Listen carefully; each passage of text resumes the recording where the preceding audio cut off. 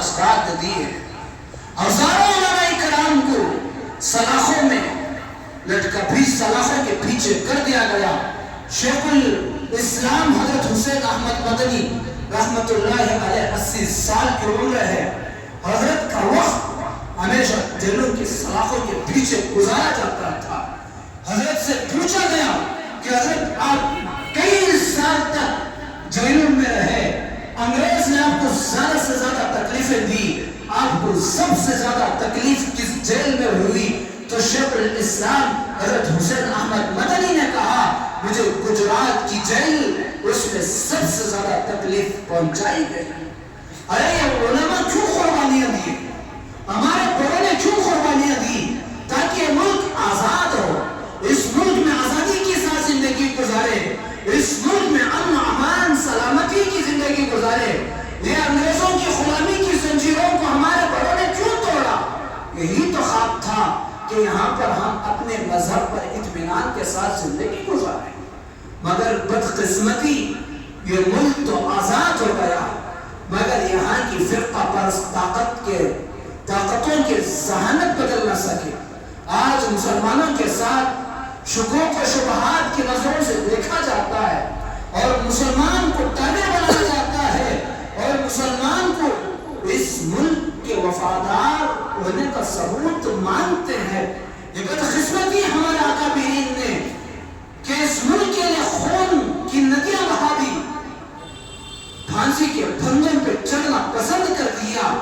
انگریزوں کی عدالتوں میں جہاد کے فتوے دے رہے تھے. پوچھا گیا کہ کیوں؟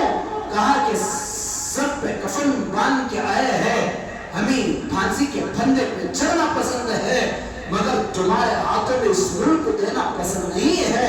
یہی وجہ ہے کہ آج ہم سے ثبوت مانگتے ہیں کہ تمہارا کیا ثبوت ہے اس ملک میں رہنے کا.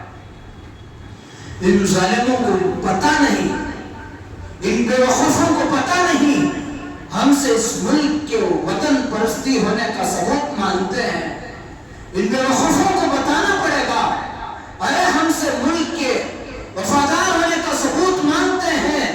ارے بے وقوفوں, جب ہمیں وضو کرنے کے لیے پانی نہیں ملتا ہے تو ہم اسی مٹی سے وضو کر کے اپنی نماز کو ادا کرتے ہیں. اس سے بڑا ثبوت کیا ہوتا ہے؟ ہم اسی مٹی میں پیدا ہو گئے, ہم اسی مٹی میں رہنا پسند کرتے ہیں.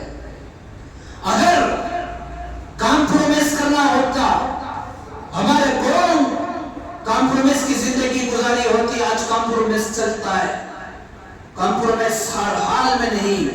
کمپرومائز ہوتا, اٹھاؤ.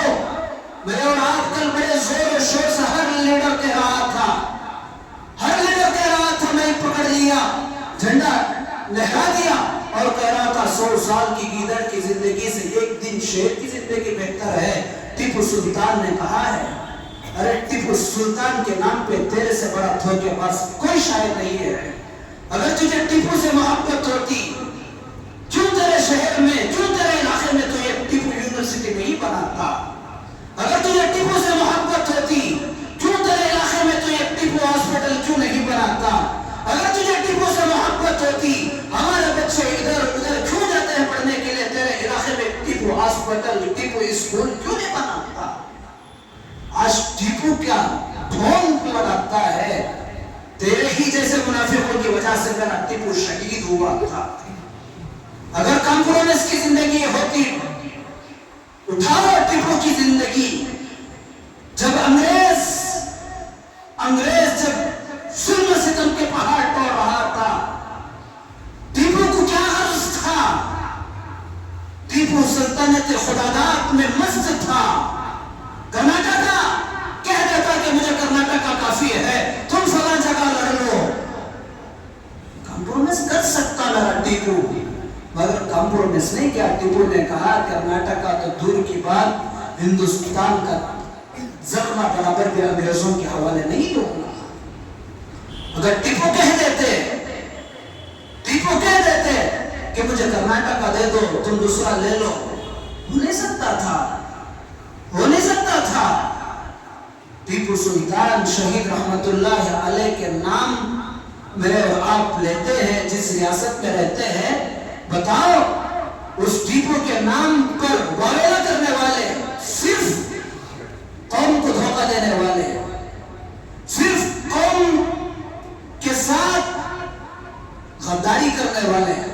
ٹیپو کا نام کیا تمہیں ملا تھا؟ کل محشر میں ٹیپو پوچھے گا. ارے ٹیپو سے محبت ہے، بناؤ پاورفل ہے تم، ایک ٹیپو یونیورسٹی بناؤ، بناؤ ایک ہاسپٹل ٹیپو کے نام پہ، بناؤ گلی گلی میں ایک ٹیپو کلینک بناؤ.